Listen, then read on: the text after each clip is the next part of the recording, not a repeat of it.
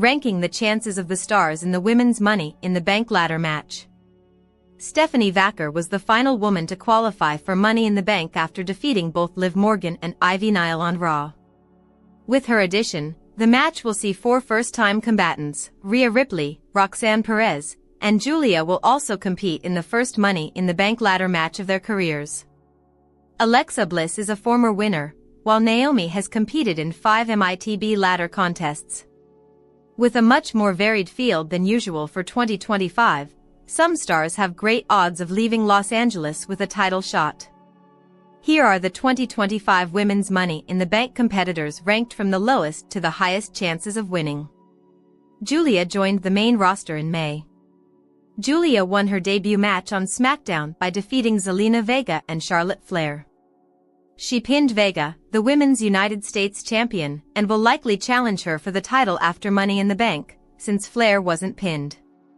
The Beautiful Madness has an exciting future in WWE, but her odds in the ladder match are the lowest. She doesn't have the main roster credibility of Roxanne Perez, who competed on Raw and SmackDown while still in NXT. Giulia may win Money in the Bank at some point, but her odds of winning this year's match are not great. Alexa Bliss is a former champion. Bliss won the Money in the Bank match in 2018. Over the last 5 years, however, her prospects for a singles title have been near non-existent. She challenged both Flair and Bianca Belair at various points but put both over. The WWE Universe cheered loudly for her when she returned at the Royal Rumble, but she had a shorter run than half the women on the roster. Bliss may have qualified for the Elimination Chamber, but again, didn't leave with a victory. Since she's one of the few women who can cut a believable promo and portray different characters, it'd be nice to reward her for her versatility. With how she's been booked upon return, however, it doesn't seem like she's a priority for Triple H and the bookers. Stephanie Vaquer is a dark horse. La Primera was the last person to qualify for Money in the Bank, mainly because they wanted to book her shocking title loss before announcing her participation. While that situation could have been handled differently, Vaquer's addition to Raw is exciting. Her reputation precedes her, as she has delivered fantastic showings against Io Sky and others on episodes of Raw after WrestleMania.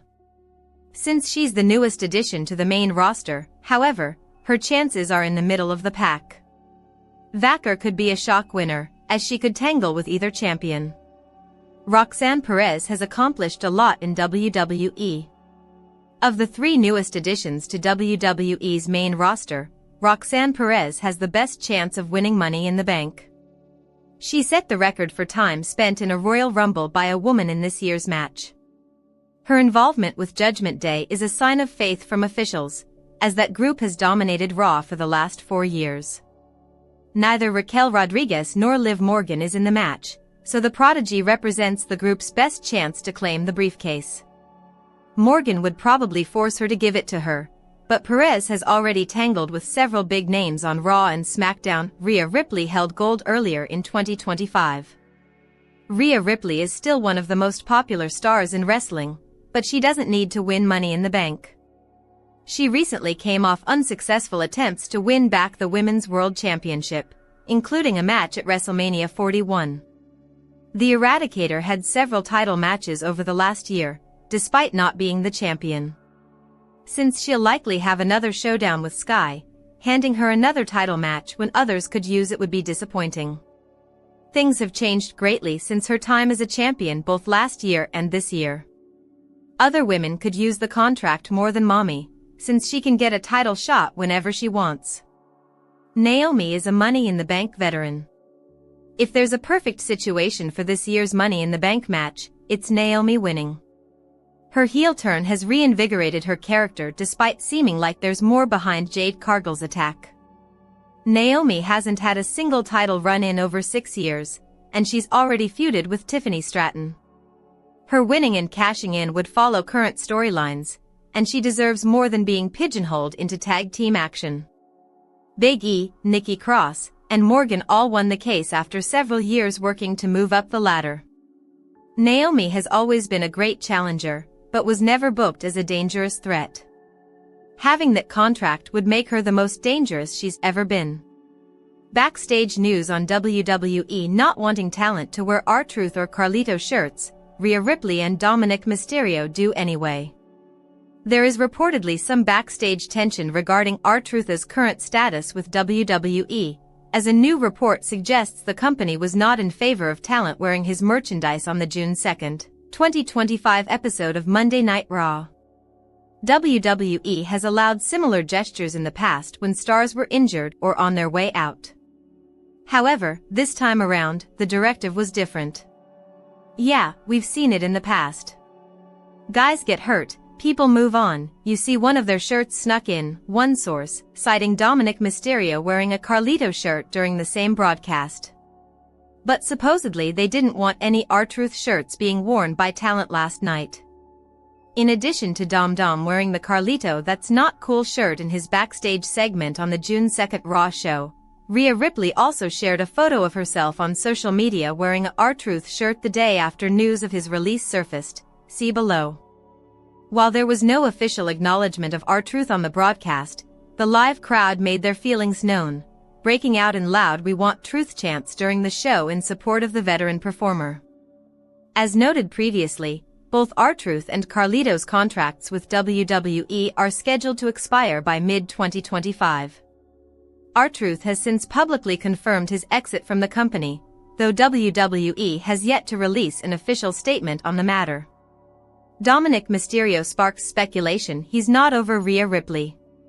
Dominic Mysterio and Rhea Ripley's relationship timeline within the Judgment Day is well documented. Also storied is how the entry of Liv Morgan created a divide between the two, with the ultimate betrayal coming at the 2024 SummerSlam PLE. Ripley had challenged Morgan for the WWE Women's World Championship. Mysterio interfered in the match by preventing Ripley's chair attack on Morgan and later distracting the referee, which allowed the latter to sneak a win and retain her title. In the following weeks, Ripley tormented the pair on various occasions, with tensions escalating toward future confrontations. With Ripley sidelined for an undisclosed period due to later injuries, she was written off from the feud involving the trio. The Eradicator has since returned and traveled her own path, focusing on individual glory. She will next compete in the Women's Money in the Bank ladder match on June 7. Ripley has ensured that fans are kept updated on her MITB preparations, recently posting a series of pictures on Instagram captioned "Ready." To everyone's surprise, the Intercontinental Champion was one of the people to like the picture, sparking speculations about his residual feelings for Mommy. Tensions between Mysterio and Morgan have also been at an all-time high, with the introduction of Roxanne Perez, who Finn Balor tried to recruit into the Judgment Day. Dominic Mysterio to be at Worlds Collide?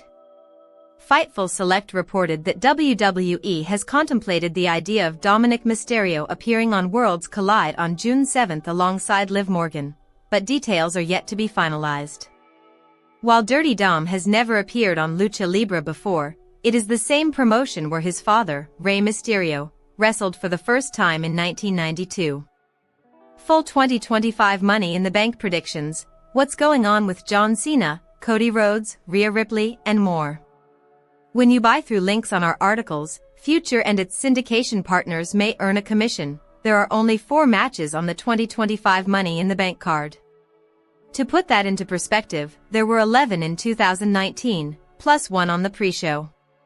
Some of that has to do with head booker Triple H's preference for longer bouts versus Vince McMahon's preference to get more people on the card, but even so, I'm wondering where all the time is going. The other Money in the Bank cards the game has booked have had 7 and 5 matches respectively, the latter of which included a nearly 25-minute 6-man tag team match with extended entrances and another contest with a failed cash-in. So, how is this going to work with only 4 matches? Every Money in the Bank ladder match of the Triple H era featuring both the men and women has been between 16 and 21 minutes long. So, once again, where is the time going? Are we going to get something added to the card at the last minute, perhaps one set up on this week's SmackDown? Are we going to get an unexpected return? Will we get an unannounced segment? I'm curious and desperate to find out, as long as the answer isn't more commercials and time wasting. Regardless, there is a lot of good stuff already locked in. We have all the pieces for what could be the greatest women's Money in the Bank match in history. The Lyra Valkyria and Becky Lynch match should be a banger, and my mind is jumping back and forth between multiple intriguing possibilities for which dude is going to grab the briefcase. Throw in the tag with John Cena and Logan Paul versus Cody Rhodes and Jey Uso that should have major ramifications for both world championships, and there's a lot here to be excited about, even if nothing is added. Before I go over each contest in detail and give my thoughts, here's a look at how I've been doing since I started these predictions for every PLE with WrestleMania 38. I went 4-1 at Backlash and am hoping to continue my winning ways.